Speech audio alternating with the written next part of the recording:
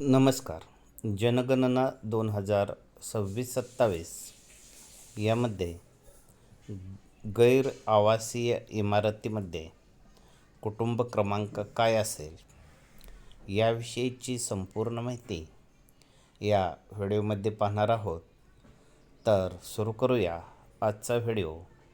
ज्या गैर आवासीय इमारतीमध्ये कुटुंब राहत नाही त्या ठिकाणी कुटुंब क्रमांक रिकामा ठेवला जातो, परंतु जर त्या ठिकाणी कोणी राहत असेल तर त्यांना नियमितपणे कुटुंब क्रमांक दिला जातो.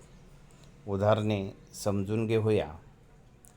उदाहरण क्रमांक 1. इमारतीचा प्रकार आहे फक्त दुकान. उदाहरण, फक्त व्यवसायासाठी वापरले जाते. तेथे कोणी राहते का? नाही, तर त्या ठिकाणी कुटुंब क्रमांक दिला जाणार नाही. आता दुसरं उदाहरण पाहूया. दुकान अधिक राहण्याची व्यवस्था. वर किंवा मागे राहण्याची व्यवस्था आहे. तेथे कोणी राहते का? तर होय. आणि अशा परिस्थितीमध्ये त्या इमारतीत राहणारे जे व्यक्ती आहेत त्यांना कुटुंब क्रमांक दिला जाईल. त्यानंतर तिसरा मुद्दा आहे शाळा. शाळा ही शिक्षणासाठी वापरली जाते.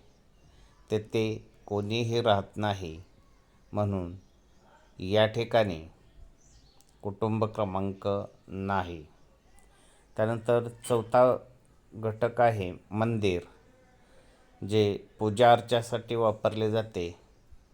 सामान्यतः तेथे कोणी राहत नाही, म्हणून याही ठिकाणी आपणाला कुटुंब क्रमांक देता येणार नाही. त्यानंतर पाचवा प्रकार आहे गोदाम. या ठिकाणी धान्य साठवणुकीसाठी वापरले जाते, त्यामुळं सामान्यतः तेथे कोणीही राहत नाही. जर राहत नसेल तर कुटुंब क्रमांक नाही. आणि पुढचा मुद्दा आहे गोशाळा किंवा पशुशाळा. यामध्ये पशुधन ठेवण्यासाठी वापरले जाते. सामान्यतः त्या ठिकाणी कोणीही राहत नाही, म्हणून या परिस्थितीमध्ये त्या ठिकाणी कुटुंब क्रमांक नाही.